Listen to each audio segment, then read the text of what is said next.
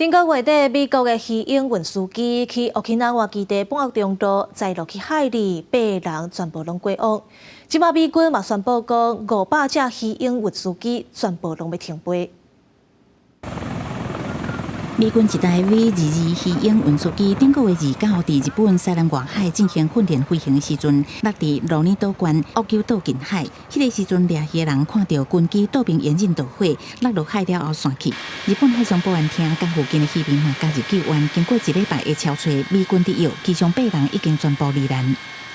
This morning, the Air Force announced that the search and rescue effort for the Air Force Special Operations Command Osprey aircraft mishap in Japan has transitioned to a search and recovery effort.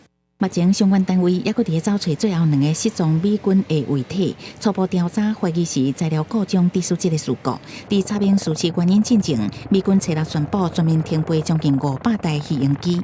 随上日本方面早伫意外一个发生，就遂要求驻在伫沖縄的美軍停止魚鷹機的飛行任務。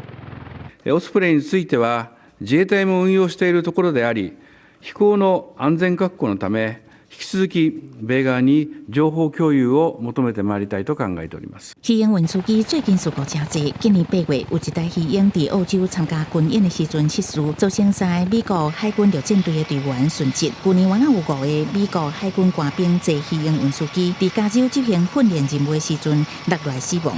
經過調查了後，確認是魚鷹機的拖拉機故障造成的。魚鷹機會當日頭起降，也有快速飛行的特點。不過到即馬至少有50個人員佇操作也是進行測試的時陣發生事故死亡。這款飛機到底有甚麼款危險，也有待美國趕緊查清楚。公視新聞張惠敏編譯。